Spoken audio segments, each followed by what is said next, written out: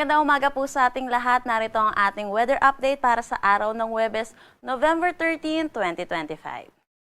Update tayo dito sa binadnayan nating bagyong si Uwan. Ngayon, tropical depression category na lamang siya. At ito'y huling namataan sa laing 305 kilometers north ng Itbayat, Batanes. May taglay na lakas na hangin na 55 kilometers per hour at pagbugso na umaabot ng 70 kilometers per hour. Ito'y kumikilos northeastward sa bilis na 25 kilometers per hour.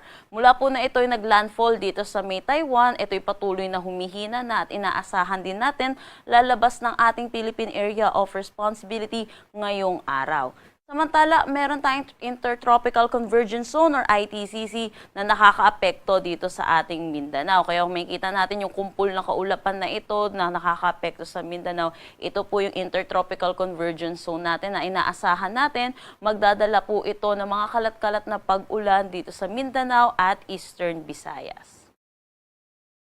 Para sa forecast track na itong sa ating si Bagyong Uwan, nakikita po natin na ito ay ganap na tropical depression at lalabas ng ating Philippine Area of Responsibility bilang isang ganap na low pressure area ngayong araw or ngayong hapon. Sa ngayon, wala na itong direktang epekto sa anumang parte ng ating bansa, kaya wala na rin tayo nakataas na anumang tropical cyclone wind signal.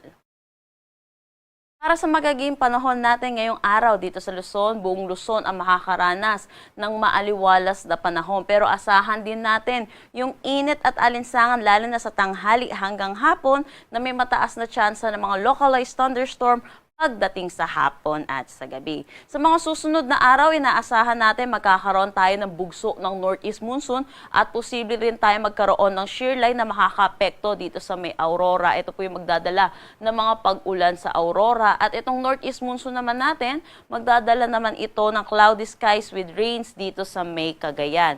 Dito sa may Northern Luzon, ibang bahagi ng Northern Luzon, inaasahan natin makakaranas sila ng bahagya hanggang sa maulap na papawirin na may mga isolated light rain. So paghandaan po natin ang pagbabalik ng northeast monsoon, pati na rin ng shear line sa susunod na araw. Agwat ng temperatura for Metro Manila, 26 to 32 degrees Celsius. Lawag, 23 to 32 degrees Celsius. Puerto Gigarao, 25 to 34 degrees Celsius. Baguio, 16 to 22.